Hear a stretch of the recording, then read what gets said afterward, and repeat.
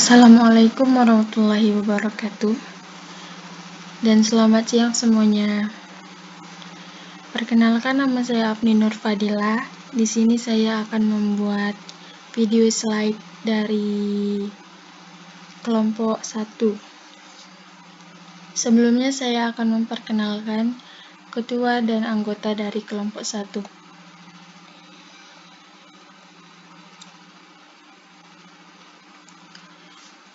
Kelompok 1 yang diketuai oleh Alvaris Baihaqi Sitorus dan yang beranggotakan Afni Nur Fadila, Delicia Francisca Simamora, Fani Maisara Sitohang, Siti Fadilah, dan Wilda Feizi Jasmine. Dan di sini kelompok kami akan membahas tentang hakikat filsafat.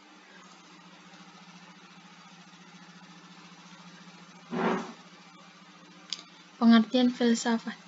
Kata filsafat berasal dari bahasa Yunani kuno, yaitu dari kata philos dan sophia. Philos artinya cinta yang sangat mendalam, dan sophia artinya kearifan atau kebijakan. Jadi, arti filsafat secara harfiah adalah cinta yang sangat mendalam terhadap kearifan atau kebijakan. Istilah filsafat sering dipergunakan secara populer dalam kehidupan sehari-hari, baik secara sadar maupun tidak sadar.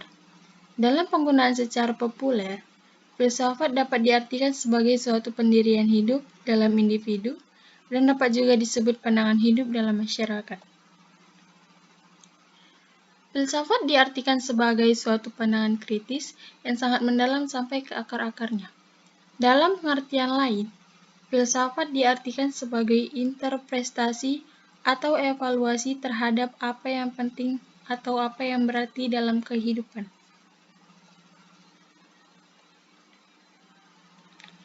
Ciri-ciri filsafat.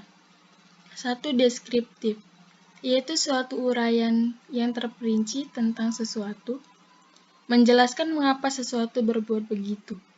2. Kritis, yaitu mempertanyakan segala sesuatu dan tidak menerima begitu saja apa yang terlihat sepintas, yang dikatakan dan yang dilakukan masyarakat.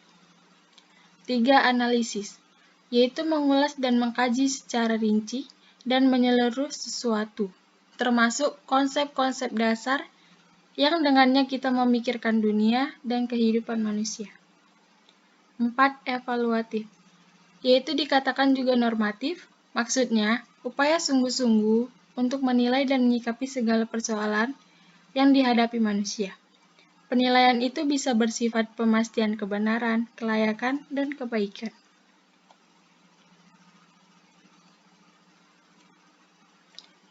Model-model filsafat.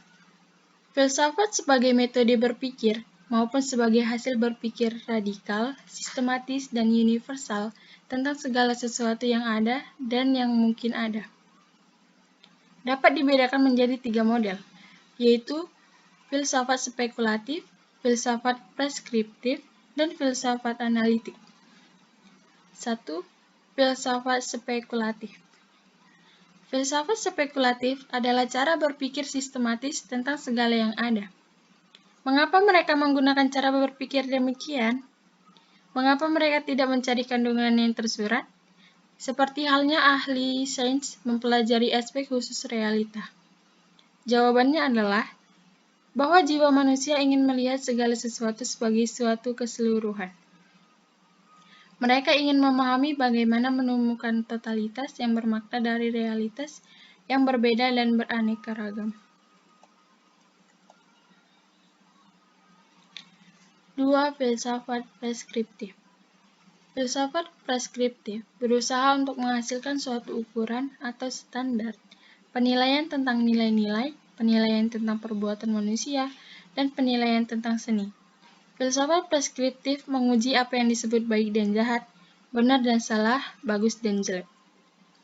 Ia menyatakan bahwa nilai dari suatu benda pada dasarnya inherent dalam hati, dalam dirinya, atau hanya merupakan suatu gambaran dari pikiran manusia. Bagi ahli psikologi eksperimental, keanekaragaman perbuatan manusia secara moral bukan baik dan juga bukan jahat. melainkan merupakan suatu bentuk sederhana dari tingkah laku yang dipelajari secara empiris.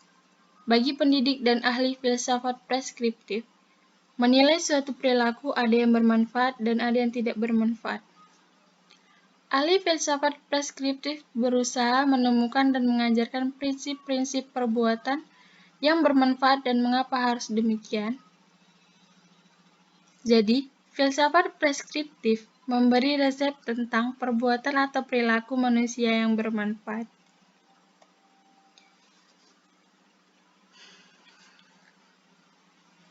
Tiga, filsafat analitik. Model analitik terbagi dua golongan, yaitu analitik linguistik dan analitik positivistik logis. A. Analitik linguistik.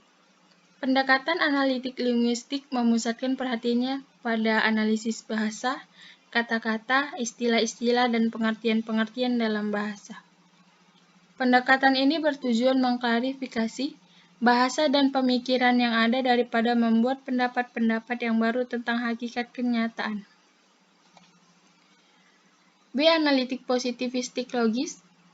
Model analitik positivistik logis dikembangkan oleh Bertrand Russell yang berakar pada dan meneruskan filsafat positivisme dari Comte yang merupakan peletak dasar pendekatan kuantitatif dalam pengembangan ilmu sains.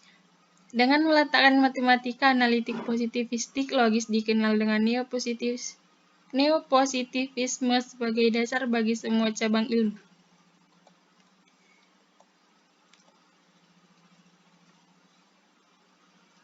Berikut ada beberapa aliran persoalan yang dibahas dalam filsafat. 1. Metafisika. Membahas teologi, kosmologi, dan antropologi. 2. Epistemologi. Membahas hakikat, sumber, dan metode pengetahuan. 3. Aksiologo. Membahas etika dan estetika.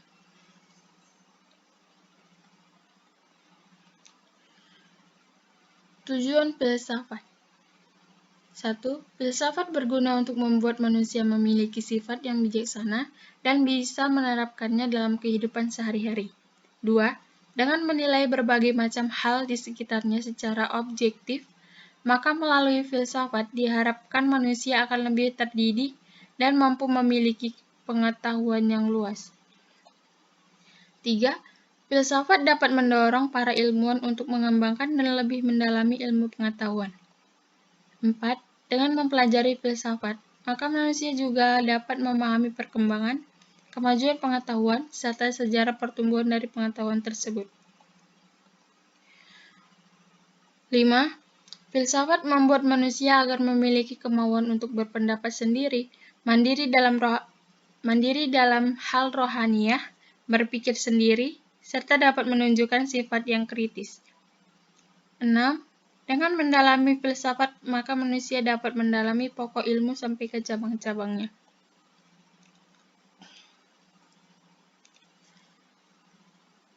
Cukup sekian, sampai di sini hasil presentasi dari kelompok kami. Jika ada salah-salah kata dari perkataan saya tadi, atau kurang jelas, dan agak belibet, saya ucapkan maaf, dan saya mewakili kelompok 1 mengucapkan terima kasih sebanyak-banyaknya karena sudah mendengarkan hasil video slide PowerPoint kami. Lebih dan kurang saya mohon maaf. Assalamualaikum warahmatullahi wabarakatuh dan selamat siang.